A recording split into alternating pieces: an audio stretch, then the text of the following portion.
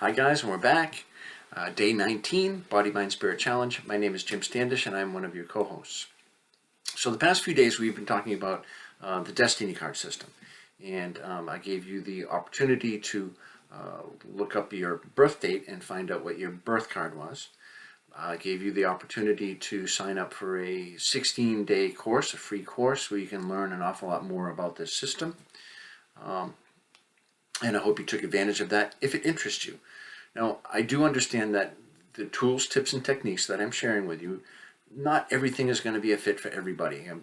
You may take one of these things and run with it. You may not take any of them and run with them.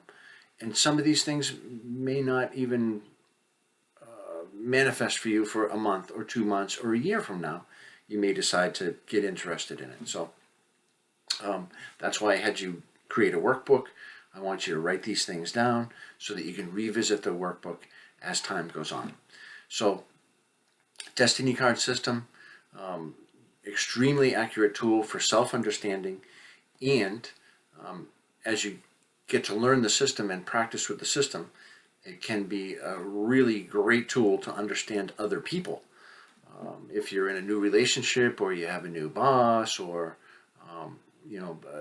a new business colleague, and you're hanging with them. A week goes by, a couple weeks, couple months, and you get their birth date, and you go home and you look it up, and it is absolutely amazing. Sometimes amazing to me how accurate that system is in describing people with their traits.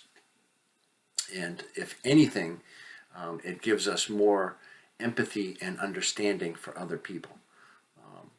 Not only for understanding ourselves, but helping us to understand other people and perhaps why they are the way they are and why they do the things they do. And if we understand that, they're being influenced by planetary bodies and all these, external influences, that it just gives us a little bit more understanding, a little bit more empathy. And hey, let people be the way they're going to be. If somebody's being a jerk to you, if your boss is being a jerk, let him being a jerk. Just be true to yourself and don't worry about other people. So we're going to move on to the I Ching. The I Ching is comprised of what is known as hexagrams, and there are 64 hexagrams. There are 64 bits in your computer. There are 64 strands in your DNA. Fairly significant number. And the hexagrams are comprised of lines, and they're solid lines and dashed lines that represent gates, open gates and closed gates. And each one of the hexagrams is presented as a contemplation. And what I use this for is really for understanding the now. A lot of people do use this as a divination tool, understanding the future. I would much rather craft my future myself with my own thoughts rather than get predictive and start interpreting things myself. If somebody uses one of these systems and interprets that system, you got to understand that they're filtering information, so their interpretation is theirs, may not necessarily be yours, and that's why I prefer to teach people how to use this themselves, especially with the I Ching.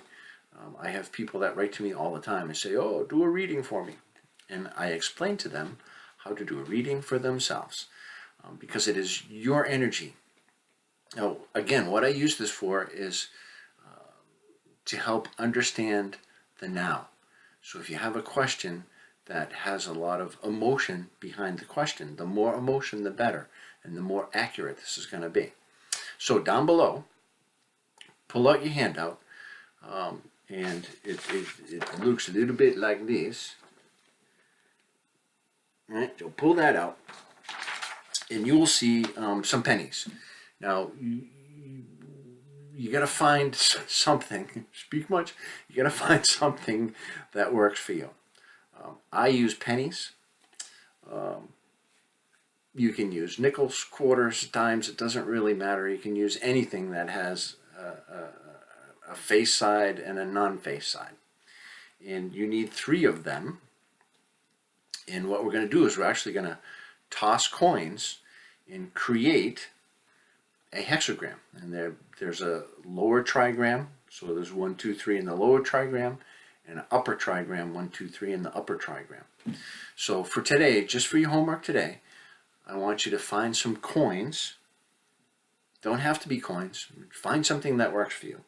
I got into pennies only because the book that I'm going to recommend to you, the I Ching Workbook by R.L. Wing, I think you can get it for $20 on Amazon. Great translation for Westerners. I'm a Westerner. I was born in the West. That particular workbook works really well for me. I have been using it for an extremely long time. I'm going to say at least 35 years. And I do not consult it to find out what flavor ice cream I'll be eating. I have used it fairly rarely.